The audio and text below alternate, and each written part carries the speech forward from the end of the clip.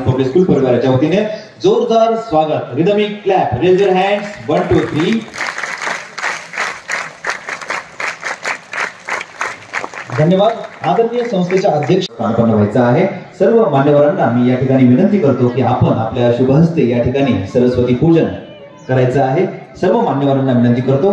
आदरणीय सरस्वती प्रतिमेचं पूजन या ठिकाणी सच्चिदानंद कला क्रीडा व शिक्षण मंडळाचे पार्लमेंट पब्लिक स्कूल द्वारा आयोजित शैक्षणिक महोत्सव 2024-25 आजच्या कार्यक्रमाचे प्रमुख व्याख्याते माननीय श्री गणेशजी शिंदे यांच्या शुभ हस्ते व कार्यक्रमाचे प्रमुख पाहुणे माननीय श्री सुरेशजी पठारे यांच्या शुभ हस्ते या ठिकाणी सरस्वती प्रतिमेला पुष्पहार अर्पण करून प्रतिमा पूजन या ठिकाणी संपन्न होत आहे. जोरदार टाळ्यांच्या गजरामध्ये प्रतिमा पूजन आपण या ठिकाणी संपन्न करत आहोत.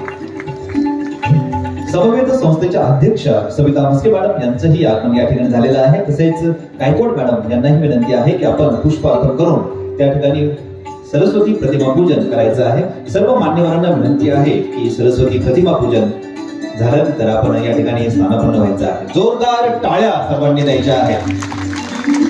Raise your hands. Rhythmic clap. व्हायचं आहे.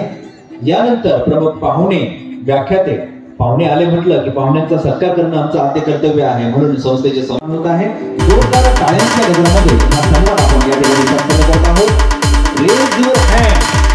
हात उंच. Rhythmic clap. टाळ्या थांबल्या नाही पाहिजे. बघा छोट्या मुलांच्या टाळ्यांचा आवाज. कडकडाट. समोर बसलेल्या विद्यार्थ्यांच्या टाळ्यांचा आवाज. Rhythmic clap. 1 2 3. टाळ्यांच्या गजरामध्ये हा सत्कार या ठिकाणी संपन्न होत आहे. भगवद्गीता पुष्पगुच्छ हा या ठिकाणी देऊन सरांचा पार्लमेंट पब्लिक स्कूल परिवाराच्या वतीने सत्कार या ठिकाणी संपन्न होत आहे. भगवद्गीता त्यांना देऊन त्यांचा सत्कार या ठिकाणी संपन्न करायचा आहे. जोरदार टाळ्यांच्या गजरामध्ये हा सत्कार या ठिकाणी संपन्न होत आहे. Rhythmic clap. 1 2 3. टाळ्यांचा आवाज. आपण या ठिकाणी संपन्न करत आहोत. टाळ्या वाजवत नाही तर मुलं. Rhythmic clap. 1 2 3. 1 2 3. धन्यवाद सर. या सन्मानांनी करावा. शाल श्रीफळ डीजे आसिफ एसके माननीय श्री सखांची आवटी सरांचा सन्मान होत आहे. जोरदार टाळ्यांच्या गजरामध्ये हा सन्मान आपण करत आहोत. रिदमिक जोरदार टाळ्यांच्या गजरामध्ये माननीय श्री सरांचा या ठिकाणी सन्मान होत आहे. शाल श्रीफळ पुष्पगुच्छ भगवद्गीता देऊन सरांचा सन्मान या ठिकाणी संस्थेचे अध्यक्ष प्राचार्य चौथा शिक्षणाची भक्ती सरांच्या सदस्य होत आहे. विद्यालयाचे स्नेही प्रकाश आणि प्रकाशचे माता पिता हे दोघेही एनडीएमध्ये 2nd वर्षाचं ट्रेनिंग घेत आहेत. लेफ्टनंट म्हणून ते जे पद घेणार आहेत. 3रं वर्ष चालू आहे. प्रसाद आणि प्रकाश पुनश्चितच्या सर्व मान्यवरांचं प्रमुख व्याख्यात्यांचं जोर. या कार्यक्रमाची प्रेरणाच मुळात गणेशजी शिंदे यांची यूट्यूबवरची व्याख्यानं पाहून मला मिळाली की ह्या नव्या युगामध्ये ज्यावेळेस ही नवी पिढी आणि आमची भावी पिढी आणि भारताचं उद्याचं वैभव म्हणजे हे विद्यार्थी हे जेव्हा येणार आहेत तेव्हा त्यांना काहीतरी आपल्या संस्कृतीचं देणं आपण लागतो. आपली जुनी पिढी लागतो. आपण लागतो. ते आपण दिलं पाहिजे. आणि ह्या वयात जर का ते त्यांच्यात मरवण्याचा प्रयत्न केला तर ते येणाऱ्या काळासाठी अतिशय चांगलं असतं.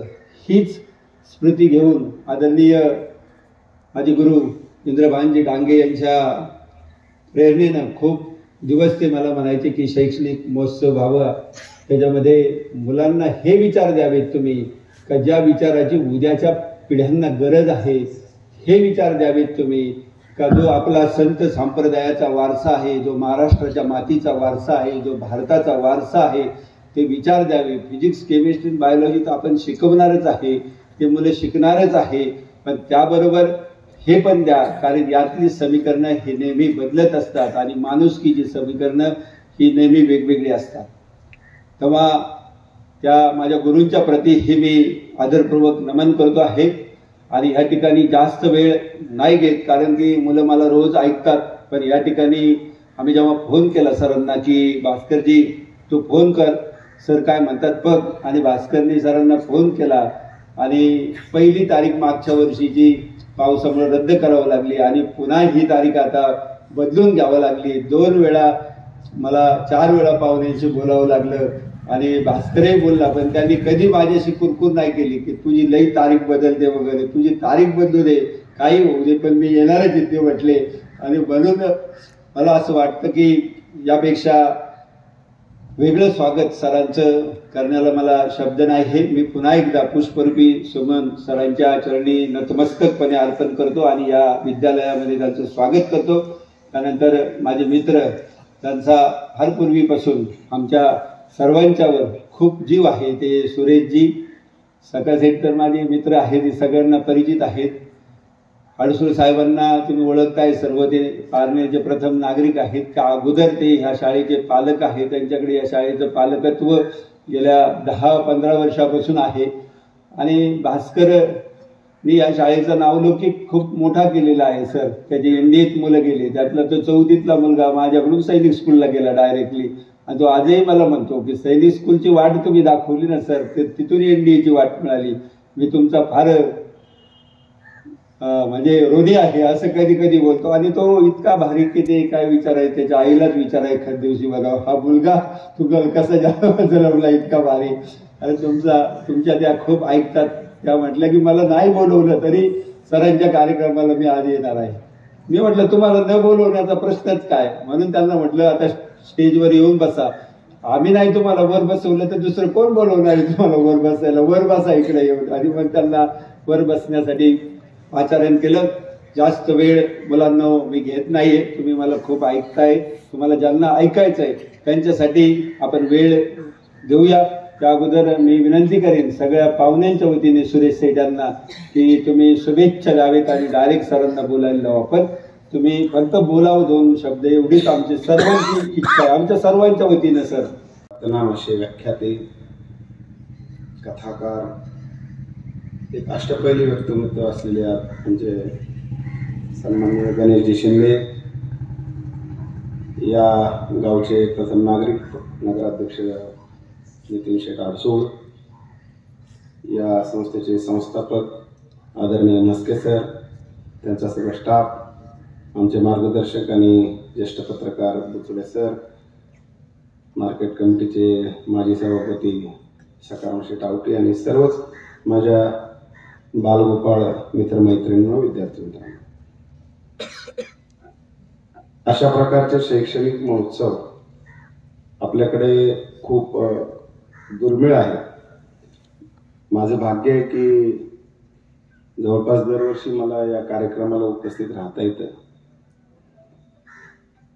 आणि शैक्षणिक गोष्टींच्या बरोबरच आचारविचाराचं शिक्षण, मार्गदर्शन हे समाजामध्ये जी लोक चांगले लिहितायत, चांगलं बोलतायत, चांगलं मार्गदर्शन करतायत, ते वेगवेगळ्या क्षेत्रात असतील, कोणी साहित्य क्षेत्रात असतील, कोणी आध्यात्मिक क्षेत्रात असेल. आणि या लोकांना हे सगळं क्रीम आपल्या समोर आणायचं, त्यांचे विचार आपल्यासारख्या विद्यार्थ्यांच्या समोर मांडायचे आणि त्यातून चांगलं देण्याचा प्रयत्न करायचा. सरांनी आता सांगितलं की त्यांचे विद्यार्थी एनडीए मध्ये गेले. आम्ही पाहत असतो कोण IIT-ला गेले, कोण डॉक्टर झाले, कोण इंजिनियर झाले. याच्याही व्यतिरिक्त फक्त चांगले डॉक्टर, चांगले इंजिनियर किंवा शैक्षणिक क्षेत्रात चांगली प्रगती करणारी माणसं, विद्यार्थी घडवायचे नाही, तर एक चांगली माणसं या शाळेतून निर्माण झाली पाहिजे, हा एक त्यांचा प्रयत्न जो आहे तो मला वाटतं खूप चांगला आहे. आणि इतर सुद्धा शाळांनी ज्याचं अनुकरण करावं असा हा उपक्रम आहे. आपल्याला ज्यांना ऐकायचं आहे ते खूप महाराष्ट्रातले खूप नावाजलेले व्याख्याते आहेत. ते तुम्हाला त्याची जाणीव होईलच, कारण माझ्यासारखा अत्यंत बेसुमार बोलणारा माणूस आणि नंतर अत्यंत लयबद्ध आणि आपल्याला जे सांगायचं आहे ते योग्य पद्धतीने मांडणारा माणूस, याच्यातला फरक तुम्हाला दिसेलच. सरांनी तुम्हाला मराठीच्या याच्यामध्ये विरोधार्थी शब्द शिकवले असतील. बुटका मोठा, चांगला वाईट, असे तुम्हाला तो आता दिसेलच. तर मजेचा भाग सोडून द्या. सर्वांना ज्यांना ऐकायचंय त्या गणेश शिंदे सरांना मी विनंती करतो की आपण आपलं बहुमोल असं मार्गदर्शन. नमस्कार. खरं तर मस्के सरांनी आणि गायकवाड साहेबांनी मला मागच्या वर्षीच्या कार्यक्रमाला बोलवलं होतं, पण पावसामुळे त्यावेळेस येणं शक्य झालं नाही. आणि आज या शैक्षणिक महोत्सवामध्ये तुम्हा सगळ्यांशी संवाद साधण्याची संधी मिळाली. आत्ताच पठारे साहेबांनी आपलं मनोगत व्यक्त केलं. ते म्हणले की मी बेसुमार बोलण्यामध्ये मी इतका पटाईत नाहीये, पण तुम्हाला माहित असेल की ते एक चांगले उद्योजक आहेत आणि फार मोठा उद्योग व्यवसाय त्यांनी त्यांच्या कारकिर्दीमध्ये उभा केला. सामाजिक जडणघडण मोठी आहे. मला तुम्हाला हेच सांगायचं की इथे स्टेजवरती बसलेली जेवढी माणसं आहेत ना, त्या प्रत्येक माणसाकडे काहीतरी शिकण्यासारखं आहे आणि सगळे एकमेकांपेक्षा वेगळे आहेत. कोणी राजकारणात आहे, कोणी समाजकारणात आहे, कोण उद्योगात आहे, कोण व्यवसायात आहे, कोण आर्मीमध्ये, कोण पत्रकारितेत आहे. मस्के सरांनी सुद्धा शून्यातून हे सगळं विश्व निर्माण केलं. एक छान शैक्षणिक संकुल उभं केलं. या शैक्षणिक महोत्सवाच्या निमित्तानं मला तुम्हाला हे सांगायचंय की तुम्ही सुद्धा तुमच्यातलं वेगळे पण ओळखलं पाहिजे. आपलं झालंय काय माहितीये का, कुणीतरी सांगितलं ना, हा आता इंजिनिअरिंगला बूम आहे, चालले आपण इंजिनिअरिंगकडे. कुणीतरी सांगितलं की अरे साहेबांची दोन्ही मुलं आता एनडीए मध्ये, नाही मग आम्ही एनडीए मध्ये. कुणी सांगितलं की नाही IAS IPS झालं की मग काय लाल दिव्याची गाडी हे ते, मग आम्ही लगेच तिकडे धावत जाणार. असं अंधानुकरण करू नका. आपल्यातल्या स्ट्रेंथ ओळखाव्यात, आपल्यातले विकनेस ओळखावेत, समाजातल्या ऑपॉर्च्युनिटीज बघाव्यात आणि मग ठरवावं की आम्हाला नेमकं आमच्या आयुष्यात काय करायचं. म्हणून मी पहिलं वाक्य सांगेल, अंधानुकरण करायचं काय नाही. सगळ्यांनी उजवा हातवर घ्यावर. तुम्ही जरा झोपेत. उजवा हात दिसतोय का माझा? हा. ही 4 बोट सगळ्यांनी हनुवटीला लावा.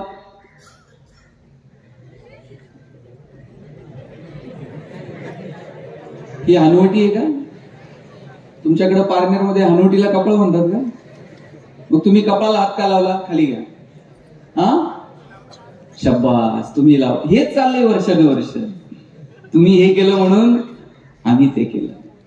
तुम्ही तुमच्यातलं जोपर्यंत वेगळे पण ओळखत नाही, स्ट्रेंथ विकनेस ओळखत नाही ना, तोपर्यंत मजा नाही. मला एक सांगा, सचिन तेंडुलकर सारखा षटकार ऐश्वर्या रायला मारता येईल का? ऐश्वर्या राय सारखा ठुमका लता दिदींना देता आला असता का? लता दिदींसारखं गाणं अशोक सराफला म्हणता येईल का? तुम्ही जर मला म्हटले भाषण कर, मी किती वेळ बोलेल. तुम्ही जर मला म्हटलं आता तुम्ही एवढ्या लांबून आलाय, जाता जाता पारनेरमध्ये एखादी कुस्ती करून जा, आपल्याकडे जमणार नाही. जगात आपण सगळे एकमेकांपेक्षा वेगळे आहोत आणि ज्या दिवशी तुम्हाला वेगळे पण सापडलं त्या दिवशी करिअरच्या वाटा सापडल्या म्हणून समजा. तुम्ही बघा, ट्रेंड बदलत जातात ना, तशी पोरं त्या ट्रेंडच्या पाठीमागे धावत राहतात. एक जमाना होता साहेब डीएडचा. डीएडला जर नंबर लागला तर त्यांना परत मागं वळून बघायचंच नाही, अशी हवा होती डीएड वाल्यांची. आणि दोघं नवरा बायको जर जिल्हा परिषदच्या शाळेवर लागले, त्यांचं करिअर झालं म्हणून समजायचं. आज डीएड कॉलेजेसची अवस्था काय? बहुतांशी डीएड कॉलेजेस आज बंद आहेत. त्यानंतर इंजिनिअरिंगचा बूम होता. गावात एखादाच इंजिनियर असायचा. गावात जर पाहुणे आले आणि त्यांनी जर विचारलं ना इंजिनियर साहेब कुठे राहतात, सगळं गाव पाहुण्याला इंजिनियरच्या घरी नेऊन सोडत होतं. आता तुम्ही गावात जाऊन विचारा इंजिनियर साहेब कुठे राहतात, ते म्हणते नाव सांग, प्रत्येक घरात 4 आहेत. आणि आफ्टर कोविड आता मेडिकलचा बूम. प्रत्येक आई बापाला वाटतंय पोरगं मेडिकललाच गेलं पाहिजे. बरं नाही भारतात नंबर लागला तर ते म्हणतात रशियाला जाऊ द्या, पण पोरानं मेडिकललाच गेलं पाहिजे. आणि त्यांच्या मनात पक्क आहे, म्हणजे त्यांच्या डोक्यात असं नाही याला बायो आवडतं मग यानं मेडिकलला जावं, याला फिजिक्स आवडतंय, याला मॅथ मध्ये इंटरेस्ट आहे मग यानं इंजिनिअरिंगला जावं. त्यांच्या डोक्यात पक्क आहे मुलगा MBBS मुलगी MBBS, दोघांना मिळून हॉस्पिटल आणि नंतर मिळवण्याला मेडिकल. हे तुमच्याकडे काय मला माहित नाही, पण हा एक अलिखित नियम आहे हल्ली. मला वाटतं की वयाच्या 18व्या वर्षी एक मुलगा बुद्धिबळाच्या क्षेत्रामध्ये जगज्जेता होतो आणि 12व्या वर्षी तो असताना त्याचा एक इंटरव्ह्यू मी ऐकला. त्यानं सांगितलं की नाही मला बुद्धिबळात करिअर करायचं. वयाच्या 11व्या वर्षी एक मुलगी चायनामध्ये ग्रँड मास्टर होते बुद्धिबळात आणि तिला विचारलं जातं की तुझी आवड काय. आता जी बुद्धिबळामध्ये ग्रँड मास्टर आहे तिची आवड काय असेल, ऑब्व्हियसली बुद्धिबळ. तिनं पत्रकारांना सांगितलं नाही अभ्यास करणं ही माझी आवड आहे. तिला विचारलं अभ्यास कशाचा करते, तिनं सांगितलं परराष्ट्र धोरण, वेगवेगळ्या देशांमधले हितसंबंध याचा मी अभ्यास करते. या मुलांच्या लाईन क्लिअर आहे, आमच्या अभ्यासाच्या जागा कोणत्या, आमचे छंद कोणते, आमच्या आवडीनिवडी कोणत्या. पण हल्ली आमच्या डोक्यात आहे की शिक्षण म्हणजे केवळ आणि केवळ उदरनिर्वाहाचं साधन आहे. मला मान्य आहे की उदरनिर्वाहासाठी अपेक्षित असणारे स्किल कौशल्य आपण शैक्षणिक कारकिर्दीमध्ये जरूर आत्मसात करावेत, पण शिक्षण हे केवळ आणि केवळ उदरनिर्वाहाचं अंतिम ध्येय किंवा अंतिम साधन नाहीये. शिक्षणातनं आमचं जगणं समृद्ध होईल का, आम्हाला समाज कळेल का, समाजातले प्रश्न कळतील का, आणि म्हणून शालेय जीवनामध्ये आम्ही शिक्षणाचा आनंद घेतो का हा प्रश्न स्वतःला विचारा. परीक्षा आल्या की रात्र जागायचं, मग नंतर पहाटे लवकर उठायचं, शिक्षकांच्या मागे लागायचं, IMP क्वेश्चन सांगा. मग मागच्या 10 वर्षाचे पेपर चाळायचे, कोणते क्वेश्चन सातत्यानं रिपीट झाले ते बघायचं, सगळी मार्कांची बेरीज वजाबाकी करत शिकायचं. मग सगळंच मार्कांसाठी, इतिहास मार्कांसाठी, भूगोल मार्कांसाठी, विज्ञान मार्कांसाठी. मग शिवाजी महाराज 4 मार्काला, संभाजीराजे 5 मार्काला. तुकाराम महाराजांचा अभंग तर अवघड आहे म्हणले, ऑप्शनला टाकू, त्याच्याऐवजी दुसरं काहीतरी वाचू.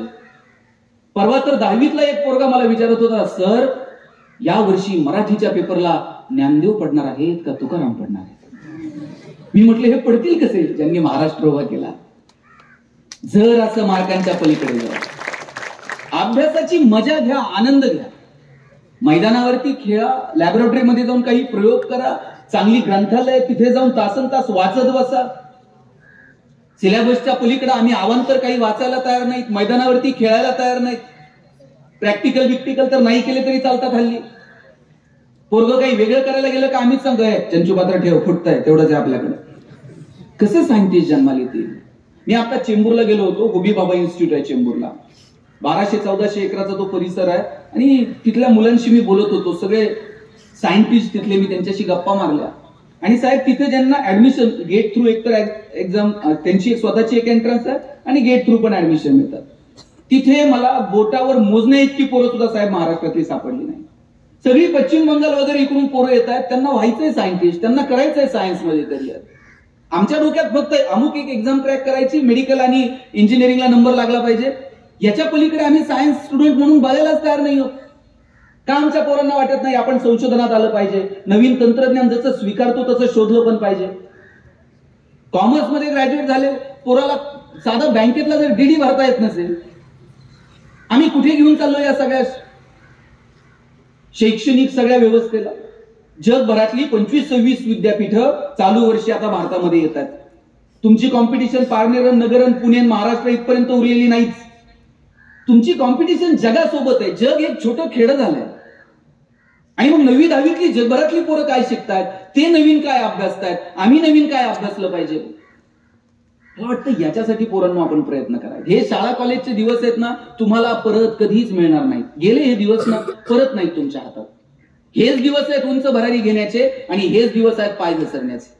या वयात नको त्या गोष्टींच्या नादी लागून तुमचे पाय घसरू द्यायचे का या वयात मोठी स्वप्न बघायची आणि उंच भरारी घ्यायची हे आज तुम्ही ठरवून घ्या. का आम्ही नोकरीच्या पलीकडे जायचं नाही, का आम्ही वेगवेगळ्या क्षेत्रांचा विचार करायचा नाही.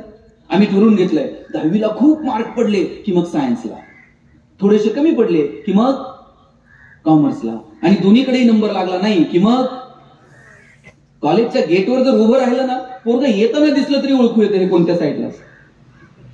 चष्मा बिष्मा घालून इन बिन करून आलं का समजायचं, पावलं मोजत मोजत हिशोब करत आलं का समजायचं, आणि असं वही वी फिरवीत शिट्टी मारत आलं.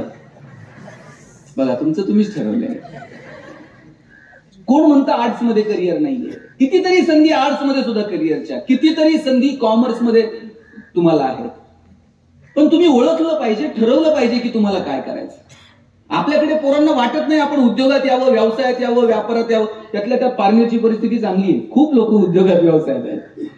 तिकडे तुमचे मुंबईला लोक, दुष्काळी भाग होता, शेतीची म्हणावी अशी परिस्थिती नव्हती, पर्याय नव्हते त्या पिढीसमोर. लोक शिकली, अनेक शिक्षक आहेत कुटुंबामध्ये, आणि काही लोक जी मुंबईला वगैरे गेली आज उद्योगात व्यवसायात चांगले स्थिर स्थावर आहेत. का उद्योग व्यवसाय व्यापाराचा विचार आपण करायचा नाही. काय परिस्थिती महाराष्ट्राची उद्योग व्यवसायाच्या संदर्भानं. टायरवाले केरळचे, किराणा व्यवसायात पटेल, हार्डवेअरची दुकानं बोरींची, बांधकाम व्यवसायात युपीचे लोक, गवंडी सगळे बिहारचे, सुतार कामात राजस्थानी, हॉटेल सगळी दक्षिणात्यांकडं, चायनीजच्या गाड्या पूर्वांचलचे तरुण चालवतात. आपण कुठे आहे. आपण कुणाच्या तरी मागं की जय. बरं मागं निम्म्यांना माहित नसतंय पुढं कुणाचा जय जयकार चाललाय. कानावर की पडलं का जय म्हणायचं, यात आम्ही आमचं तारुण्य वाया घातलं. आणि याच्याही पलीकडे जाऊन मग आम्ही नोकऱ्यांच्या रांगांमध्ये उभे राहिलो.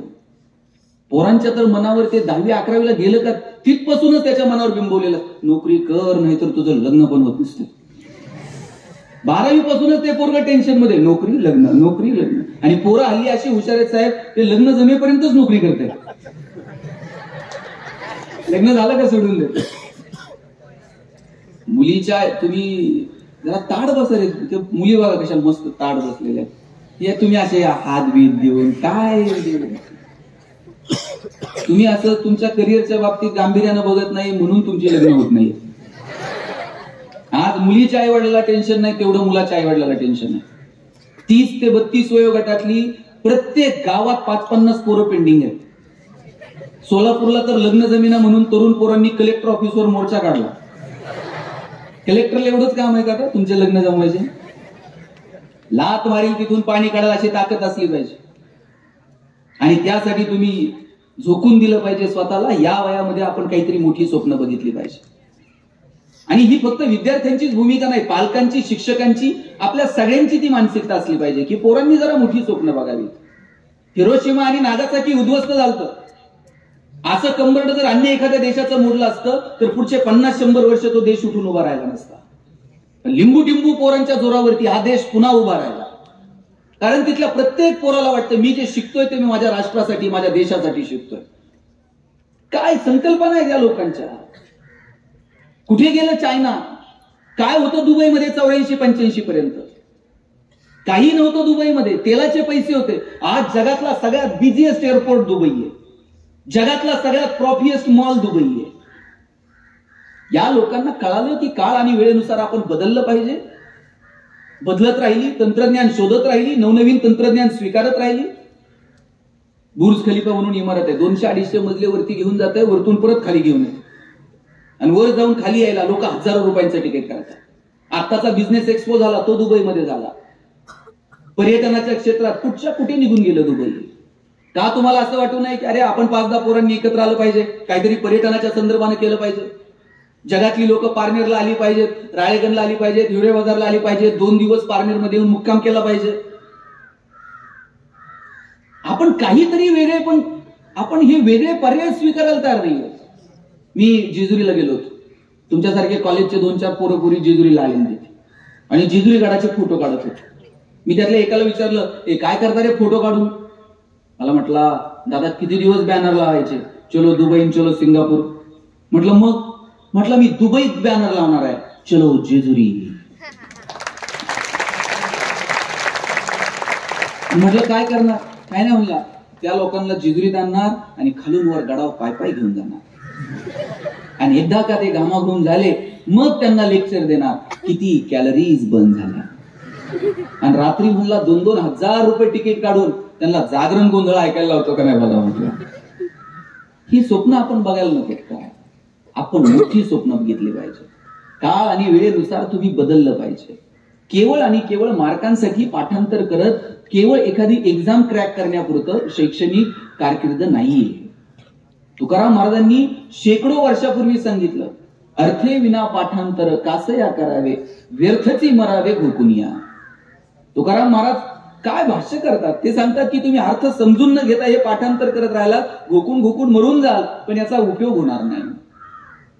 तत्कालीन समाज व्यवस्थेला तुकोबांनी ठणकावून सांगितलं, वेदांचा अर्थ अम्मासीचं ठावा, येरांनी व्हावा भारमाथा.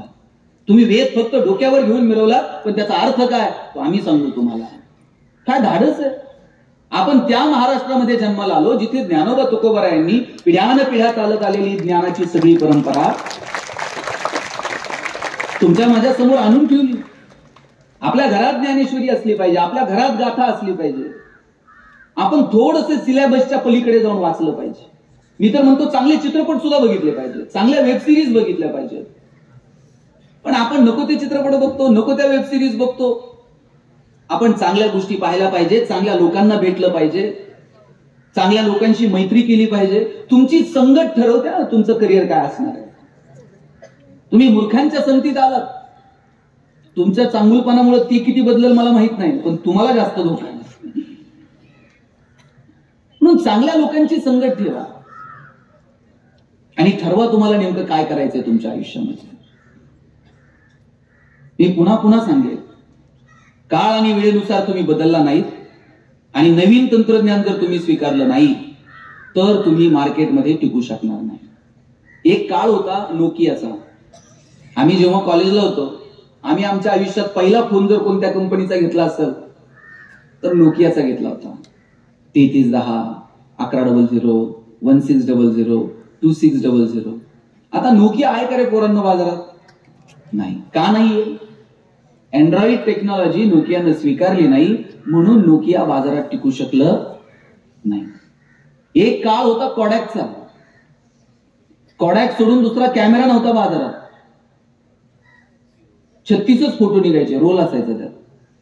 नवरा नवरी हार घालायला आणि फोटोग्राफरचा रोल संपायला. आणि नवरदेवाने जर फोटोग्राफरला विचारलं हे जरा ते अल्बम लवकर दे, 6-6 महिने लग्नाचे अल्बम मिळत नव्हते. ते फोटोग्राफर म्हणणार फोटो धुवायला दिलेत, कोणत्या नदीवर जात होतो कुणास ठाऊक.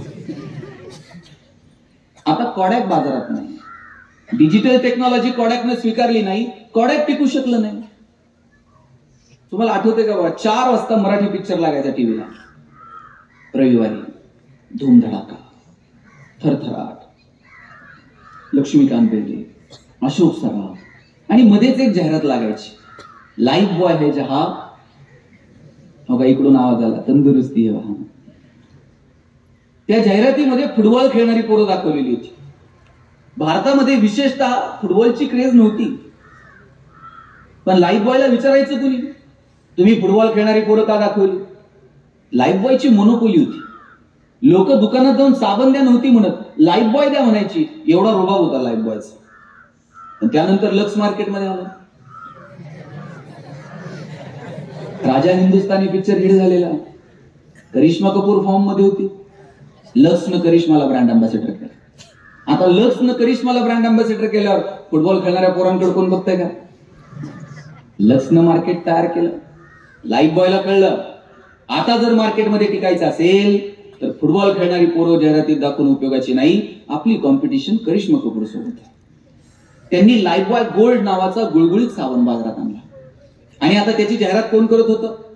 आता फुटबॉल बिटबॉल खेळणारी पोरं नाही, लाईफ बॉय गोल्डची जाहिरात करत होता कॉलेजचा एक तरुण मुलगा आणि मुलगी. मुलगी गाडीवर न उतरते, रागात निघून जाते. मुलगा विचारतो काय झालं? मुलगी सांगते पसीने की बदबू से परेशान. पोरगा घरी जातो, लाईफ बॉय गोल्ड आंघोळ करून. या कंपन्यांना कळलं आपल्याला जर मार्केटमध्ये टिकायचं असेल तर आपल्याला बदलावं लागेल. कोविडमध्ये एक तरी साबण अशी जाहिरात करत होता का? आमचा साबण सुगंधी आहे, तो लावल्यावर तुम्ही गोरे व्हाल. कोविडमध्ये कुणाला गोरं व्हायचं पडलं होतं?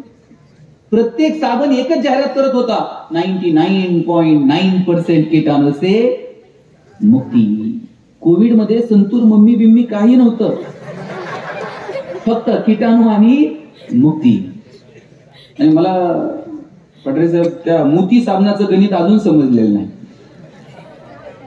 मोती वर्षभर कुठं असतं काय माहिती, ते दिवाळीलाच येतंय, वर्षभर झोपतंय, दिवाळीला म्हणतंय उठा उठा मोती साबणानं आंघोळ करायची. त्यानं ठरवून घेतलंय वर्षभर कुणाला काय करायचं ते करू दे, आपलं मार्केट, आपल्याला आपलं मार्केट ठरवता आलं पाहिजे. भारत हे जगातलं सगळ्यात मोठं मार्केट आहे, भारत ही जगातली सगळ्यात मोठी बाजारपेठ आहे आणि सगळ्या जगाला कळलंय भारतात आणून काय विकायचं. चायनाला कळतंय सकाळी उठल्यापासून रात्री झोपेपर्यंत भारतीयांना जे जे लागतंय सगळ्याचं प्रोडक्शन चायना करते. जपानला कळतंय भारतात आणून काय विकायचं, अमेरिकेला समजतंय, पण आम्हाला समजत नाहीये की भारत ही जगातली सगळ्यात मोठी बाजारपेठ आहे आणि आपण आपलं नाणं खणखणीत बाजारात वाजून विकलं पाहिजे. आपली कौटुंबिक पार्श्वभूमी शेतीची असेल, आपल्या वडिलांना कष्ट करता येतात, घाम गाळता येतो, त्यांना पिकवता येतं, पण दुर्दैवानं वाजवून विकता येत नाही. आणि मग काहीतरी आपल्या बापानं जे पिकवलंय त्यात काहीतरी व्हॅल्यू ऍडिशन करता येईल की नाही, आपल्या शैक्षणिक सगळ्या ज्ञानाचा उपयोग यासाठी काही करता येईल की नाही. मला एक सांगा, वेपर्सचं एक पॅकेट किती रुपयाला आणतात? 5 रुपयाच्या वेपर्सच्या पॅकेटमध्ये किती वेपर्स असतात? 4. बाकी सगळी हवा. पैसे हवेचे आहेत पोरांनो, तुम्हाला हवा करता आली पाहिजे. आपण हवा करायला पाहिजे. आणि हवा कशात नव्हते? Reels, status.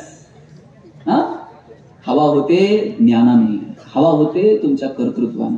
एक दिवस असा आला पाहिजे की तुमच्या नावानं तुमचे आई वडील ओळखले गेले पाहिजे, त्याला हवा म्हणतात. काय माहितीये का, आता आपली ओळख काय? अमुक अमुक यांचा मुलगा, अमुक अमुक यांची मुलगी. एक दिवस असा आला पाहिजे लोक म्हटले पाहिजेत, अरे ते कलेक्टर साहेब आहेत ना त्यांची वडील आहेत बरं का, ते डॉक्टर मॅडम आहेत ना त्यांची आई आहे बरं का, ते कॅप्टन साहेब आहेत ना त्यांचे वडील आहेत बरं का. ही ओळख जोपर्यंत होत नाही तोपर्यंत मजा नाही जगण्यात. आणि आई वडिलांची अपेक्षा इतकीच असते पोरांना की तुमच्या नावानं तुमच्या आई वडिलांना ओळखलं गेलं पाहिजे. इथं जी तरुण मुलं आहेत, आता तुम्ही 11वी 12वी 9वी 10वीची जी मोठी मुलं आहेत, आता तुमची उंची वडिलांच्या खांद्याला आली, काही जण वडिलांच्या वर गेले असतील थोडे 2-4 बोट, वडिलांची चप्पल आता तुमच्या पायाला यायला लागली. एकदा का बापाची चप्पल पोराच्या पायाला आली आणि पोरगा एकदा वडिलांच्या खांद्याला आला, वडील रागवत नाहीत, वडील मारत नाहीत. छोटे होतात, काही चुकलं तर वडील पटकन चापट मारत होते. पोरगा एकदा 9वी 10वीला आला की वडील मारत नाहीत. अशा वेळेला पोरांनो, वडिलांच्या डोळ्याची भाषा तुम्हाला समजून घेता आली पाहिजे. तुमच्या वडिलांची काय अपेक्षा माहितीये तुमच्याकडनं? वडिलांची अपेक्षा अशी नाहीये की पोरांनी हजारो रुपये रोज आणून हातात टेकवावेत. वडिलांची अपेक्षा इतकी असते, माझ्या डोळ्या देखत पोरानं छान त्याचं कर्तृत्व करावं, त्याचं सेटल व्हावं, त्याच्या पायावरती उभं राहावं. इतक्या साध्या सोप्या अपेक्षा वडिलांच्या तुमच्याकडनं आहेत. आणि त्या अपेक्षा जर पूर्ण करायच्या असतील तर तुम्हाला काही इकडचा डोंगर उचलून तिकडे ठेवायचा नाही. तुम्हाला फक्त आणि फक्त तुमचे जे जे काही शैक्षणिक वर्ष थोडंसं गांभीर्यानं तुम्हाला तुमच्या शिक्षणाकडे बघायचं, मोठी स्वप्न बघायची, पाय घसरू द्यायचे नाही आणि स्वप्नांच्या प्रती प्रामाणिक राहायचं. ज्या दिवशी तुमच्या आई वडील तुमच्यासाठी टाळ्या वाजवतील ना, याच्यापेक्षा आनंदाचा दुसरा क्षण मला वाटत नाही दुसरा असतो आयुष्यामध्ये. त्यासाठी तुम्ही प्रयत्न करा. आणि इथं मुलींनो, तुमच्या वडिलांचं तुमच्यावर विशेष प्रेम असतं. माझा दावा आहे, वडिलांचं जेवढं प्रेम मुलावर असतं ना, त्याच्यात थोडं तरी जास्त प्रेम बापाचं त्याच्या मुलीवर असतं. मला काय तुमच्यात भांडण नाही लावायचे. पण एक बघा, आपण जर वडिलांना काही मागितलं तर वडील म्हणणार, 2 दिवस थांब, पगार होते मग बघू. आपण जर 500 रुपये मागितले तर वडील 50 रुपयापासून सुरू करणार. आणि पोरीनं काय मागायला उशीर हो, कधी देईल आणि कधी नाही असं होऊन जातं वडिलांना. त्यांना माहित असतं 4 दिवस चिमणीसारखी थुई नाचल आणि एक दिवशी भुरकन उडून जाईल. जोपर्यंत आपल्या घरात आहे तोपर्यंत तिचे सगळे हट्ट पुरवायचे हे वडिलांनी ठरवून घेतलेलं असतं. ज्या दिवशी मुलगी जन्माला येते ना, त्या दिवशी वडिलांच्या मनात 2 विचार चमकून जातात. एक मुलीचं शिक्षण आणि दुसरं मुलीचं लग्न. एक एक रुपया वडील असा बाजूला काढून ठेवत असतात तुमच्यासाठी. स्वतः फाटलेली तुटलेली चप्पल घालतील, पण मुलीला मात्र शाळेत जायला चांगले शूज घेऊन देतील. वडील फाटलेलं बनियन घालतील, पण पोरीला मात्र नवीन ड्रेस घेऊन देतील. वडील सायकलवर कामाला जातील, पोरीला कॉलेजला जायला गाडी घेऊन देतील, बसचा पास काढून देतील, हॉस्टेलची फी भरतील. 10 मिनिट जर तुम्हाला शाळेतून यायला उशीर झाला ना पोरींना, 10 मिनिटात बाप 10 वेळा आईला विचारतो, कुठपर्यंत आली बघ ग, जरा फोन कर ग. वडील थेट तुम्हाला फोन पण करत नाही, ते आईला सांगतात बघ कुठपर्यंत आली जरा. तुमच्याशी थोडंसं अंतर ठेवून असतात, पण त्यांचं विशेष प्रेम असतं तुमच्यावरती. पोरीच्या लग्नात तर बाप असा फेटाबिटा घालून मिरवत असतो, दिवसभर बापाची मान उंच असते. कन्यादान झालं ना, मग वडील मान खाली घालतात, जावायच्या हातात हात देतात आणि सांगतात, तळ हाताच्या फोडासारखी जपली, सांभाळून घ्या. दिवसभर वडिलांच्या डोळ्यात थेंब येत नाही, पण पोरीची गाडी एकदा निघून गेली ना, खांबाच्या पलीकडे जाऊन एकटाच रडतो तो बाप असतो. लक्षात ठेवायचं, कधीच बापाची मान शर्मेनं खाली जाईल असं वागायचं नाही. बापाला अभिमान वाटला पाहिजे, काय माझी राणी जन्माला आली, काय माझ्या ताईनं काम करून दाखवलं, काय माझा पठ्ठ्या जन्माला आला. तुमच्या आई बापानं तुमच्यासाठी टाळ्या वाजवल्या पाहिजेत आणि त्यांच्या डोळ्यात आनंदाने अश्रू आले पाहिजेत. इतकं मोठं व्हायचं. तुम्ही कुठेही गेलात ना, तुमच्या पुढे 2 माणसं उभे आहेत, लक्षात ठेवा. तुम्ही कुठेही जा, तुमच्या पुढे आणखी 2 जण आहेत. तिथे पहिले येण्याची संधी कितपत आहे मला माहित नाही, पण आयुष्यात पहिलं येणं तेच आहे जिथे तुमच्या आईवडिलांना तुमचं कौतुक वाटेल. समजावं आता आपण पहिले आलो म्हणून. आयुष्य खूप सुंदर आहे, गोड आहे. आयुष्यातल्या छोट्या छोट्या क्षणांचा आनंद घ्या. काय करायचं ते ठरवा. संकट बिंकट सगळ्यांच्या आयुष्यात येतात, घाबरायचं नाही, रडायचं नाही.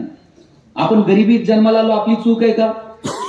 गरिबीत जन्माला आलो आपली चूक नसते, पण आपण जर गरिबीत मेलो तर ती मात्र आपली चूक असते. गरिबीत मरायचं नाही. आणि इथं पालक पण उपस्थित आहेत, शिक्षक उपस्थित आहेत. माझी विनंती, पोरांना असलं अजिबात सांगू नका की 1 रुपया वर जात नाही, पैशाला कोंबडी खात नाही, पैशावाल्याला कुठं झोप आहे का, आणि त्याला कुठं सुख आहे का, हे असलं सांगून आहे ना, तरुण पोरांना अकार्यक्षम बनवण्याचा धंदा कुणीच करू नये. उलट पोरांना सांगितलं पाहिजे, जेवढे पैसे कमवता येतील तेवढे कमवा. फक्त एक वाक्य आयुष्यभर लक्षात ठेवायचं, जोडून या धन उत्तम व्यवहार आहे. पैसे कमवायचे, पण आमचा व्यवहार मात्र उत्तम असला पाहिजे.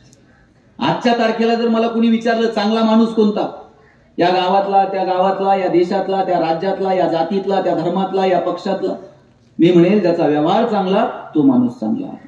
माझे वडील तर मला सांगतात, वाईट मार्गाने मिळवलेलं धन म्हणजे प्रेतावरची फुलं आहेत. हसूही देत नाहीत आणि रडूही देत नाहीत. चांगल्या मार्गाने कमवायचं आणि त्याचा आनंद सुद्धा घ्यायचा.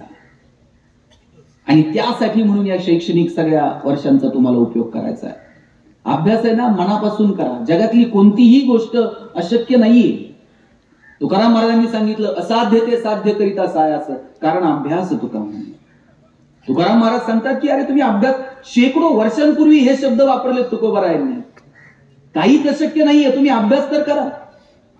काय धाडस होतं, जिथे तुम्हाला शिक्षणाचा अधिकार नव्हता त्यावेळेस तुकोबाराय सांगतात, वेद आमच्या घरी येऊन पाणी भरतात. काय धाडस आहे साहेब. ज्ञानोबा आणि तुकोबा दोघंही बंडखोर संत आहेत. एक तर ज्ञानाला भाषेची मर्यादा होती, गुरु शिष्य परंपरेची मर्यादा होती. गीता कोणत्या भाषेमध्ये होती? संस्कृतमध्ये. आणि किती लोकांना संस्कृत समजत होतं? मोजक्या लोकांना. सर्वसामान्य माणसाला कळेल अशा साध्या सरळ सोप्या भाषेमध्ये भगवान श्रीकृष्णाने सांगितलेलं तत्वज्ञान पोहोचलं पाहिजे, यासाठी ज्ञानोबारायांनी प्रयत्न केले. कंबर कसली आणि ज्ञानेश्वरी सारखा महान ग्रंथ तुमच्या माझ्या समोर आहे. काय धाडस आहे. आज तुम्हाला मला विचारणारी माणसं आहेत घरात. अरे सकाळी जर आपल्याला उठायला उशीर झाला तर आई डबा घेऊन आपल्या मागे पळते, दप्तर आईनं भरून ठेवलेलं असतं. किती किती सुख आहेत. एवढी एवढीशी पोरं होते, निवृत्ती, ज्ञानदेव, सोपान आणि मुक्ताई. काय वय होतं त्या वयामध्ये आई वडील निघून गेले, पोरकी झाली पोरं. समाजानं अवहेलना केली, समाजानं वाळीत टाकलं. भिक्षा मागायला गेले तर लोकांनी भिक्षा दिली नाही. आणि त्या परिस्थितीमध्ये ज्ञानोबारायांचे थोरले बंधू निवृत्ती महाराज सांगतात, दादा तू कवी आहेस, तुझ्याकडे ती प्रतिभा आहे, सर्वसामान्य माणसाला कळेल अशा भाषेमध्ये तू गीतेचं ज्ञान आणि हा माणूस धर्म लोकांपर्यंत पोहोचवला पाहिजे. काय भावाभावातलं प्रेम, काय बहीण भावातलं प्रेम. आणि म्हणून मी सांगेल की सिलेबसच्या थोडंसं पलीकडे जा. म्हणून मी मगाशी म्हटलं चांगले चित्रपट बघा. आपण जमिनीवर राहतो. तुम्ही सॅम बहादूर पिक्चर बघितलाय का रे? फील्ड मार्शल मानेकशॉ यांच्या आयुष्यावरचा तो चित्रपट आहे. त्यातला एक प्रसंग असा आहे, एक आर्मीतला एक ज्युनियर ऑफिसर सिनियर ऑफिसरला सॅल्यूट करत नाही. आणि आर्मीमध्ये शिस्त असते. त्या सिनियरनं सांगितलं तुम्हाला सॅल्यूट केला नाही ना, त्यानं नजर चुकीनं सॅल्यूट केलेलं नसतं. पण तुला आता शिक्षा आहे. आणि काय शिक्षा आहे? तू मला आता 1000 वेळा सॅल्यूट करायचं. आर्मीमध्ये सिनियरनं सांगितलेलं ऐकावं लागतं. ते ज्युनियर ऑफिसर त्या सिनियर ऑफिसरला असा 1000 वेळा सॅल्यूट करत असतात. आणि तिथून फील्ड मार्शल मानेकशॉ चाललेले असतात. त्यांनी विचारलं हे काय चाललंय? सिनियरनं सांगितलं सर यानं मला सॅल्यूट केला नाही, मी त्याला पनिशमेंट दिली आहे, 1000 वेळा सॅल्यूट करायचं. फील्ड मार्शल म्हटले तुम्ही दिलेली शिक्षा अगदी योग्य आहे. आर्मीमध्ये शिस्त लागते, शिस्तीशिवाय आर्मी चालत नाही. त्यानं तुम्हाला 1000 वेळा सॅल्यूट केलाच पाहिजे. पण आर्मीचा म्हणे दुसरा पण एक नियम आहे. म्हणे काय? सॅल्यूटचा स्वीकार सॅल्यूटनच करायचा असतो. ते तुम्हाला 1000 वेळा सॅल्यूट करेल, पण त्याचा स्वीकार करताना तुम्ही रिटर्न सॅल्यूट केला पाहिजे. आणि हेच फील्ड मार्शल मानेकशॉ जेव्हा आर्मी हॉस्पिटलमध्ये ऍडमिट होते तेव्हा देशाचे राष्ट्रपती कलाम साहेब त्यांना भेटायला गेले. आर्मी हॉस्पिटलमध्ये बेडवरती झोपलेले होते मानेकशॉ, हलताही येत नव्हतं फारसं. आणि तिथे कॉटच्या शेजारी जाऊन स्टूल टाकला एक साधा, आणि देशाचे राष्ट्रपती त्या स्टूलवर जाऊन बसले. विचारपूस केली आणि जाता जाता म्हटले फील्ड मार्शल तुम्ही आर्मी हॉस्पिटलमध्ये ऍडमिट आहात, तुमची इथे हॉस्पिटल विषयी जर काही तक्रार असेल तर मला नक्की सांगा. आणि त्यावेळेस मानेकशॉ म्हटले प्रेसिडेंट माझी एकच तक्रार आहे. आणि काय? देशाचे राष्ट्रपती समोर उभे असताना मी आता त्यांना उठून उभं राहून सॅल्यूट करू शकत नाही, एवढीच माझी तक्रार आहे. काय जगी ही माणसं, काय तुम्ही कोणत्याही पदावर जा, तुमचे पाय कायम जमिनीवर असले पाहिजेत. भले भले आले आणि गेले. एका स्मशानभूमीवरती वाक्य लिहिलेलं होतं, मेरी मंजिल बस यही तक थी, मैंने आते आते जिंदगी गुजारली. आपल्या सगळ्यांना तिथे जायचंय एक दिवशी. तिथे जाईपर्यंतचा जो प्रवास आहे ना तो मजेत आनंदानं जगा आणि जमिनीवर राहा. कोणत्याही पदावर जा, तुम्ही जितके मोठे व्हाल तितकं तुम्ही जमिनीवर असलं पाहिजे. छोट्या छोट्या गोष्टींमध्ये आपल्याला लगेच अहंकार येऊन जातो. तुकाराम महाराजांनी सांगितलंय अहंकार गेला तुका म्हणे देव झाला, आणि अहंकार आला तुका म्हणे वाया गेला. अहंकार आला की समजावं तुम्ही वाया गेला. अहंकार येऊ देऊ नका. एक प्रसंग माझ्या वाचनामध्ये आला होता. एक रस्त्याचं काम सुरू होतं. एक तरी मुलगी बडबड करते का बघा. इथली मधली मुलं तुम्ही किती बडबड करतात, यामुळे तुमचे लग्न होत नाही.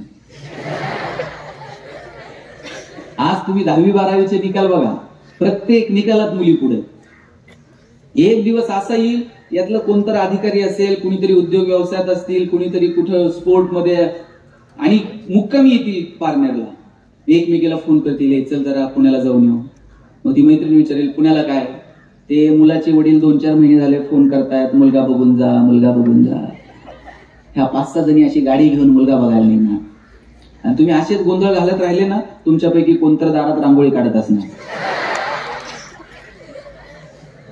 तुम्ही आरशाच्या पुढे इनबिन करून उभं राहायचं, पसंती येईल का नाही कोणास ठाऊक. ते येणार असं सोफ्यावर पायावर पाय टाकून बसणार. आपण चहान पोहे घेऊन जायचे. ती डोळ्यात डोळे घालून विचारणार अरे स्वयंपाक येतो का. पोरींनी जर होकार दिला तर लग्न ठरतील अशी परिस्थिती. तुम्ही पण हुशार आहात, पण आपण इकडं बघ तिकडं बघ गोंधळ घाल. ताड बसा आता शेवटचे 5 मिनिट. ही लहान पोरं ताड बसतायत आणि हे मधले इतके आळसून गेलेत ना. ताड बसा बरं सगळेजण छान एकदम. आता शेवटचे 5 मिनिट घेतो ऐका. मला इतकंच सांगायचंय की या वयामध्ये आपण मोठी स्वप्न बघितली पाहिजेत आणि त्या दृष्टीनं प्रयत्न केले पाहिजेत. आयुष्यामध्ये अशक्य अशी कोणतीच गोष्ट नाहीये. फक्त किमान ती स्वप्न तरी बघावी. आणि माझी पालकांना आणि शिक्षकांना विनंती आहे की या पोरांच्या जडणघडणीसाठी आपण ओतप्रोत प्रयत्न करायला हवे. मला सगळ्या शिक्षिका ज्या मागे बसलेल्या तुम्हाला विचारायचं, दूधवाला जर तुमच्याकडे दूध द्यायला आला तर तुमचं लक्ष कशाकडे असते? दुधाच्या मापाकडे असते. ते पण लक्ष तुमचं पहिल्या मापाकडे नसतं. पहिलं माप तर त्याच्या बापाला टाकावं लागतं, त्याच्यानंतर ते वरतून एक फुकटची धार टाकतात. आपलं लक्ष त्या दुसऱ्या धारेकडे असतं. त्यांना ती दुसरी स्वखुशीनं जी धार ओतायची ती ओतली का? बघा, तुम्हाला सिलेबस कंप्लीट करावा लागेल, तुम्हाला परीक्षा घ्याव्या लागतील, संस्थेच्या शासनाच्या परिपत्रकानुसार कामं करावी लागतील, ज्या जबाबदाऱ्या येतील त्या स्वीकाराव्या लागतील. पण या सगळ्याच्या पलीकडे जाऊन आपण या लेकरांसाठी काही वेगळी धार ओततो का? या पोरांच्या जडणघडणीसाठी काही आपण वेगळे प्रयत्न करतो का? याच्यासाठी शिक्षकांनी प्रयत्न करायला हवे. आणि शिक्षक असणं याच्यापेक्षा काय सुंदर काम आहे मला सांगा. मला गायकवाड साहेब सांगत होते की सर, मस्के सर इथंच, तुम्हाला कधी आला तर इथंच सापडतील. याच्यापेक्षा सुंदर काम नाहीच आहे. यातला कोणताही पोरगा उद्या कलेक्टर होऊ द्या, तुम्ही जर दिसलात ना ते 2 मिनिटात गाडी थांबून खाली उतरते आणि पायाला हात लावते. याच्यापेक्षा काय अपेक्षित आहे आयुष्यामध्ये? आणि हे सुख जर कुणाच्या वाट्याला आले ना तर ते शिक्षकांच्या वाट्याला आले. मी स्वच्छता अभियानात काम करायचो, शाळेत जायचो आणि मुलांना सांगायचो स्वच्छ राहिलं पाहिजे. ते स्वच्छतेचे 6 संदेश केले होते शासनाने. ते भित्तीपत्रक आम्ही शाळेत जाऊन चिटकवायचो आणि शिक्षकांना सांगायचं हे पोरांकडनं पाठ करून घ्या, मुलांना स्वच्छ राहायला शिकवा. एक शिक्षिका होत्या, त्यांनी ते इतकं मनावर घेतलं, म्हणजे नुसतं पाठ नाही, पोरांनी स्वच्छ राहिलं पाहिजे.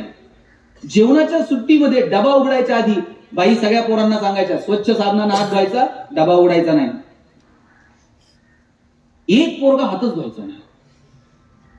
बाई छडी घेऊन सगळ्या शाळेत त्याच्या मागे पडायच्या, हात धुव त्याच्याशिवाय जेवायचं नाही. इकडून तिकडून ते पोरग हात धुवायला शिकलं, पण गडबड अशी झाली, हात धुवायचं आणि बाईंच्या पदरा लिहून हात पुसायचं.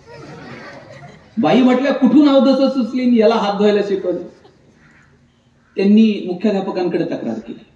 म्हटले सर, तुमच्या सूचनेनुसार आता सगळा वर्ग हात धुवायला शिकलाय, एक पोरग जरा उन्हाळा आहे, हात धुतय आणि माझ्या पदरा लिहून हात पुसतं, सगळी साडी खराब होते.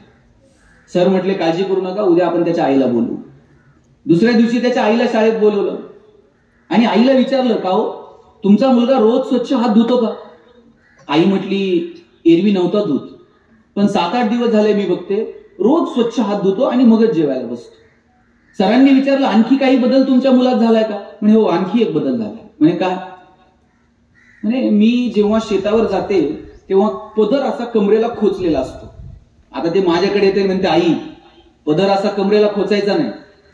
आमच्या बाई कशा छान पिन करून येतात, तशी पिन बिन करून शेतावर जायचं. एरवी माझे केस विस्कटलेले असायचे, आंबाडा बांधलेला असायचा. ते पोरग माझ्याकडे येते, म्हणते आई असा आंबाडा नाही बांधायचा. आमच्या बाई कशा छान विणी करून येतात, तशी विणी करून शेतावर जायचं. तेव्हा ते मुख्याध्यापक त्या बाईंना म्हटले, बाई तुम्ही किती नशीबवान आहात. हे पोरग घरी गेल्यानंतर त्याच्या आईमध्ये त्याच्या बाईंना बघतं आणि शाळेत आल्यानंतर त्याच्या बाईंमध्ये त्याच्या आईला बघतं. याच्यापेक्षा काय छान असू शकेल मला सांगा? याच्यापेक्षा पवित्र क्षेत्र नाही. म्हणून जे शिक्षक मंडळी आहेत, तुम्ही खूप सुंदर क्षेत्रात आहात आणि तुमच्या आयुष्याची पुंजी काय माहितीये?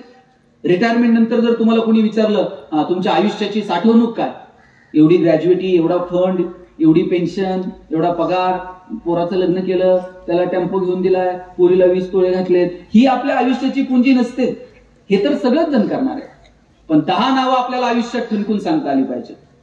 सांगता आलं पाहिजे की अरे ते परवा रणजी खेळलेला पोरगा आहे ना, वर्गात खडून स्टंप आखून क्रिकेट खेळायचा, मी मैदानावर घेऊन गेलो, पोरगा रणजी खेळला. ती इंडियन आयडल झालेली पोरगी आहे ना, सुंदर राष्ट्रगीत म्हणायची, मी तिचे सूर ओळखले, काल पोरगी इंडियन आयडल झाली. ते विधानसभेत बोललेला आमदार आहे ना, वर्गात मॉनिटर असायचा, मी त्याच्यातले नेतृत्व घेऊन हरले, आज पोरगा आमदार आहे. ही अशी 10 नावं शिक्षकाला आपल्या आयुष्यात सांगता आली पाहिजेत. आणि मला वाटतं तीच आपल्या आयुष्याची पुंजी असते. आणि म्हणून शिक्षक म्हणून आपण जेवढं डिवोशननं काम करू ना, आणि लक्षात ठेवा ना, त्या शाळेच्या सीसीटीव्ही मध्ये आपण येऊ की नाही मला माहित नाही, पण सर वरतून एक सीसीटीव्ही रोज सुरू आहे, त्यातून काहीच चुकत नाही. गहू पेरून हरभरा उगवत नाही, ज्वारी पेरून दुसरं काय उगवत नाही, जे पेराल ते उगवणार आहे. काय पेरायचं या लेकरांच्या बाबतीत ते आज आपल्याला ठरवावं लागेल. आयुष्यात कुणाच्या बापाला घाबरू नका, घाबरायचंय तर माणसानं स्वतःच्या कर्माला घाबरावं. कारण कर्म कधी ना कधी वसुलीला येतं आणि एकदा का कर्म वसुलीला आलं मग तिथं कुणाचाच वशिला चालत नाही. आणि म्हणून आपलं कर्म चांगलं असलं पाहिजे. आपण काय वागतो, काय बोलतो, आपण कसं जगतो याचं अप्रायझल जग करायचंय तेव्हा करेल, पण आपल्या आपल्या परफॉर्मन्सचं अप्रायझल रोज आपल्याला करता आलं पाहिजे. त्यासाठी आपण काम करावं. आणि जाताना इतकंच सांगायचंय, ज्यांची ज्यांची परिस्थिती बेताची आहे, थोडीशी हालाकीची आहे, अजिबात रडायचं नाही पोरांनो. छत्रपती शिवाजी महाराजांनी शून्यातून हिंदवी स्वराज्य निर्माण केलं. लिंबू टिंबू पोरं गोळा केली, त्यांच्या हातात समशेरी दिल्या आणि पाहता पाहता स्वराज्य उभं राहिलं. किती संकट आली शिवाजी महाराजांच्या आयुष्यामध्ये, अनेक संकट आली, पण त्या संकटांनी शिवाजी महाराज डगमगले नाहीत. मिर्झा राजेसोबत तह झाला. किती किल्ले दिले मिर्झा राजांना? 23 किल्ले दिले. 23 किल्ले मिर्झा राजांना दिले. अरे एक एक किल्ला मिळवण्यासाठी कितीतरी मावळ्यांनी प्राण्यांची आहुती दिली. आणि शिवाजी राजे म्हटले का आता 23 किल्ले दिले ना, आता काय करायचं ना, आता काय खरं राहिलंय, आता जरा औरंगजेबासोबत मिळून घेऊ, जुळून घेऊ, मग बघू, थोडीशी जहागिरी वाढवून घेऊ, असं काय झालं का? अरे शिवाजी राजांनी एक एक किल्ला पुन्हा घेतला आणि पुन्हा स्वराज्य निर्माण केलं. ही प्रेरणा आपल्यामध्ये असली पाहिजे.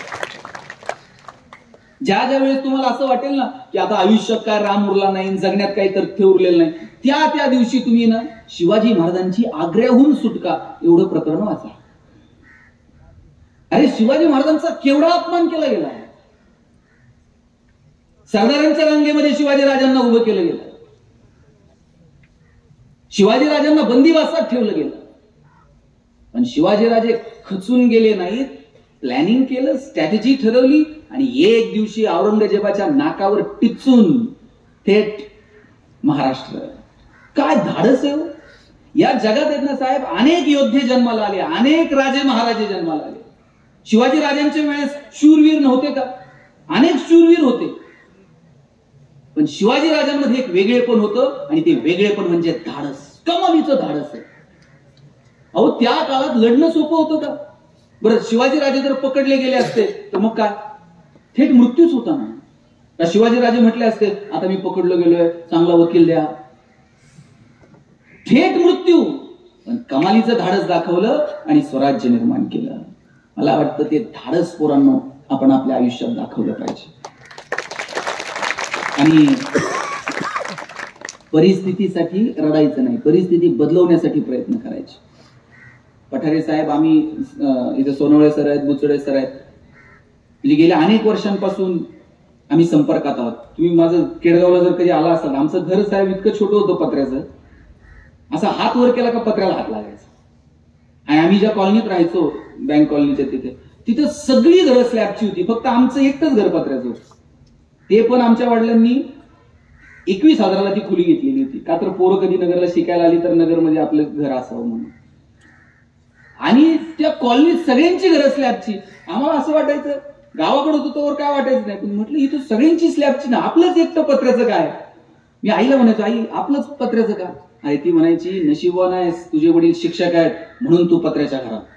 म्हणलं शासनाचा झेर आहे का शिक्षकांनी स्लॅबची घरं बांधायची नाही? ती म्हणायची, अरे बघ घर गरम व्हायला लागलं का तुला कळतं आता उन्हाळा सुरू झालाय, घर गळायला लागलं का तुला कळतं आता पावसाळा सुरू झालाय.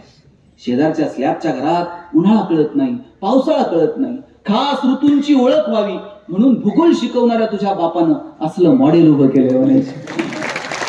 पैसे नव्हते, आनंद मात्र भरभरून होता. न्यूयॉर्क कॉलेजला आम्ही केडगाववरून सायकलवर जायचं. त्या केडगावच्या पुलाला आम्ही दोघं तिघं किडकिडीत, आम्हाला ती सायकल उतरून लुटीत न्यायचो आम्ही, त्याच्यावर मजा होती. पुण्यात शिकायला गेलो, आई नगरवरनं जेवणाचा डबा पुण्यात पाठवायची. 9:30 वाजता शिवाजीनगरच्या स्टँडला डबा यायचा. 6च्या गाडीनं तर दिला असेल, 4 वाजता आई उठली असेल, पीठ मळलं असेल, भाकर थापली असेल, तिच्या हाताचा स्पर्श पिठाला झाला असेल. 2 वर्षात चतकोर सुद्धा भाकर कधी फेकून दिली नाही, कारण आई सकाळी उठून आपल्यासाठी डबा तयार करून पाठवते. आणि डबे फडक्यात यायचे आणि फडक्यात चिठ्ठी असायची, पोरांनो डबे खा, फडके जपून ठेवा. फडके जपून ठेवायचे. शनिवारच्या गाडीने फडके पाठवायचे, सोमवारी परत त्या फडक्यांमध्ये डबे यायचे. वडील 1 चॉकलेट आणायचे, माझ्या बहिणीच्या हातात द्यायचे आणि म्हणायचे, गणेश आणि तू अर्धा अर्धा करून खा. ताई चॉकलेटचे 2 भाग करायची, एक मोठा आणि एक छोटा. ताई चॉकलेटचा छोटा भाग स्वतःला ठेवायची आणि मोठा भाग मला द्यायची. चॉकलेट छोटं होतं, पण आभाळा एवढा संस्कार करून गेलं. मोठ्या लोकांनी मोठ्या गोष्टी मोठ्या मनानं छोट्या लोकांना द्यायच्या असतात. आणि हे फक्त बहीण करू शकते. म्हणून बहिणीचा सन्मान करा, आपल्याही आणि इतरांच्याही. आपण आपल्या बहिणीचा जितका सन्मान करतो तितका जर आपण इतरांच्या बहिणीचा केला तर कोणत्या बहिणीसाठी मोर्चे काढावे लागणार नाहीत, कॅन्डल मार्च काढावे लागणार नाहीत. पोरांनो, तुम्ही असे चौकात उभे आणि अचानक तुमच्या शाळेतल्या 2 मुली तिथून जात आहेत, त्यांनी तुमच्याकडे जर बघितलं ना, त्यांना सुरक्षित वाटलं पाहिजे. बसमध्ये कितीही गर्दी असू दे, तुम्हाला बघितल्याबरोबर त्यांना वाटलं पाहिजे माझ्या वर्गातली, शाळेतली, गावातली पोरं आहेत, इथं मी सुरक्षित आहे. आणि तुमच्याकडे बघून गावातल्या, गल्लीतल्या, वर्गातल्या, शाळेतल्या पोरीला जर सुरक्षित वाटत नसेल तर तुम्हाला जय भवानी जय शिवाजी म्हणायचा अधिकार नाही, हे तुम्ही लक्षात घ्या. कॉलेजचे दिवस मस्त एन्जॉय करा, पण त्यातली सात्विकता मात्र कायम टिकवून ठेवा. एका बेंचवर किती जण बसतात रे? आम्ही 3-3 जण बसायचो. कर्कटकनं रेश मारून जागा वाटून घ्यायचं. शेवटच्या दिवशी 10वीला बाईंनी उभं केलं. मला म्हणले, गणेश बेंच इथंच राहणार आहे, तुला फक्त वर्ग सोडून जायचं. आयुष्यभर मनावर कोरलं गेलं, बेंच इथंच राहतो, आपण वर्गात नसणार आहोत. तुम्ही ज्या बेंचवर बसताय ना, तिथं कितीतरी जण बसून गेलेत. या माईकवर आजपर्यंत अनेक जण बोलून गेलेत. उद्या ढोक बाबा बोलतील, परवा अनंत राऊत बोलतील, चौथ्या दिवशी आणखी कुणीतरी बोलेल. तुम्ही सुद्धा मालक नाही, तुम्ही फक्त जोडून द्यायचं. आपण कुणीच मालक नाही आहोत, आपण विश्वस्त आहोत. सांभाळायचं, पुढच्या पिढ्यांच्या हवाली करायचं आणि ज्या दिवशी निरोप येईल त्या दिवशी निघून जायचं. म्हणून जे क्षण वाट्याला आले ते आनंदानं जगा, हसत राहा. मी आल्यापासून बघतोय 2-3 हसलेच नाहीत. हसायला काय पैसे लागतात का? बरं, माणसालाच हसता येतं, पुरींनो जनावरांना हसता येते का? तुम्ही शिनकूर करायला गोठ्यात गेलाय आणि एखाद्या म्हशीनं छान स्माइल दिली, असं झालं. म्हैस म्हणते का प्लीज वेलकम इन गोठा? पोरांनो, तुम्ही कधी गाढवाला हसताना बघितलं? ज्या दिवशी गाढव हसायला सुरू कराल त्या दिवशी समजायचं गाढवाचा प्रवास मानवत्वाकडे सुरू झाला. आणि ज्या दिवशी माणूस हसायचं बंद कराल त्या दिवशी समजायचं माणसाचा प्रवास तुमचं तुम्ही ठरवा काय असेल. मस्के सर, आपण मला इथं बोलवलं आणि या विद्यार्थ्यांशी संवाद साधायची संधी उपलब्ध करून दिली, त्यासाठी तुमच्या सगळ्यांचे मनापासून आभार मानतो. तुम्हा सगळ्यांना खूप साऱ्या शुभेच्छा देतो. No once more, no recheck for any woman. So please please please dear friends, keep smiling. Thanks lot. ही कविता मी कॉलेजला असताना लिहिली होती, त्यातलं एक कडवं सादर करतो. बॉईज 4 चित्रपटात तुम्ही हे गाणं ऐकलं असेल. मी कॉलेजला असताना लिहिलेली ही कविता अचानक ते सोशल मीडियावर व्हायरल झाली आणि एक दिवशी अवधूत गुप्तेंचा फोन आला की आपण बॉईज 4 चित्रपट करतोय आणि त्यात आपण आता हे गाणं करूयात. गायला गळा लागतो, माझ्याकडे नरडे चालेल. काय सांगू राणी मला गाव सुटना, कसं सांगू राणी मला गाव सुटना. बंद गळ्या मंदी माझं मावे नाग अंग, जिंच्या कापडा मंदी दुनिया झाली कशी तंग. जो तो आहे राणी आपल्या धुंदीमध्ये दंग, माणसांनी माणसांचे सोडले करंग. म्हाताऱ्याच्या धोतराची गाठ सुटना, काय सांगू राणी मला गाव सुटना.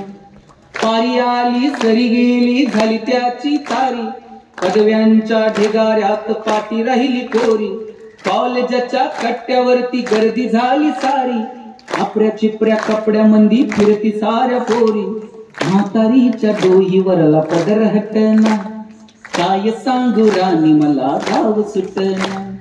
शहरातली गाडी बघा धुमच गाण गाती, भावनांनी भावनांशी तोडली कनाती. ओल्या चिंब पावसात ओली चिंब माती, शारदाच्या चांदण्यात भिजल्या कागराती. सरजा राजाची जोडी माग हटना, काय सांगू राणी मला गाव सुटना. गावाकडची माणसं आमची कशी साधी भोळी, प्रेमाच्या या रंगामध्ये रंगते आमची होळी. दिवाळीच्या सणासाठी जमली ही मंडळी, सुरसुरीच्या सुरामंदी चाखू पूर्ण पोळी. चुलीवरल्या भाकरीची चवही सुटना,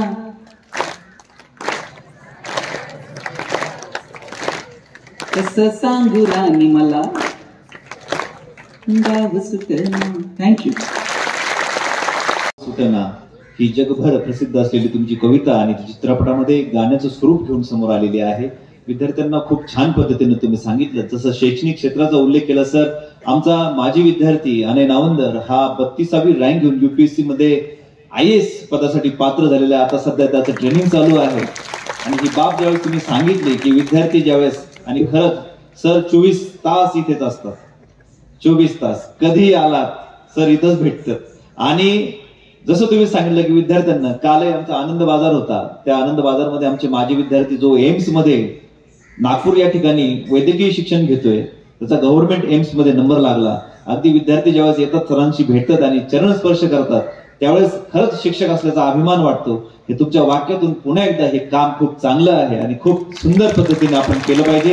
हे सर्व शिक्षकांना आत्मसात आम्ही केलेलं आहे, करत आहोत आणि भविष्यातही तुम्ही ज्या पद्धतीनं सांगितलं त्याच पद्धतीने काम करण्यासाठी आम्ही प्रयत्नरत राहू. यानंतर आदरणीय सरांना विनंती करतो की आपण आभारच व्यक्त करावं. आदरणीय सर.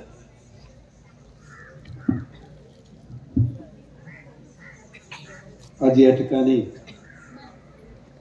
खरं तर मी असे म्हणेल की जगण्याचाच मंत्र ज्यांनी मला दिला ते गणेशजी.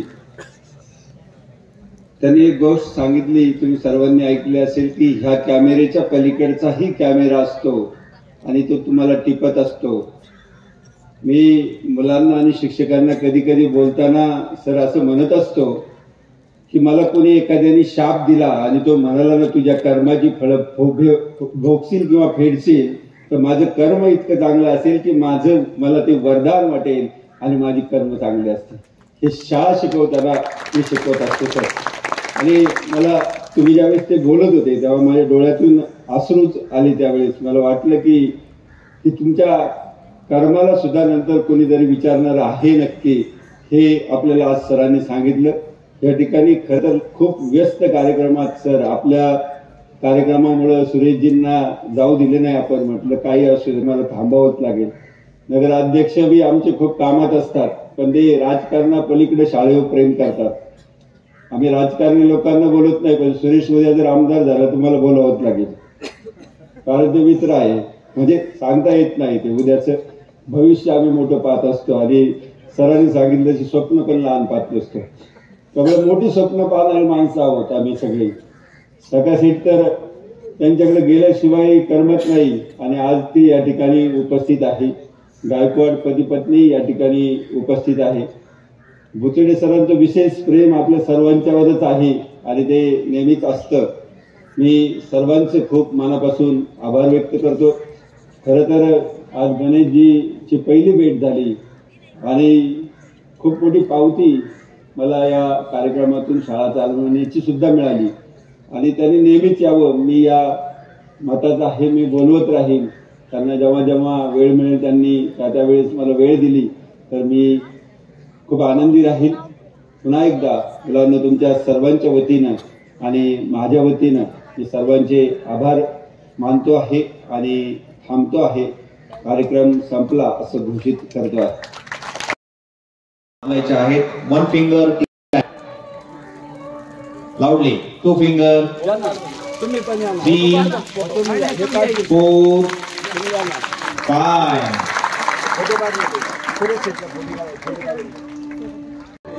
चला पटकन पुढे यायचंय. Raise your hand, silent claps.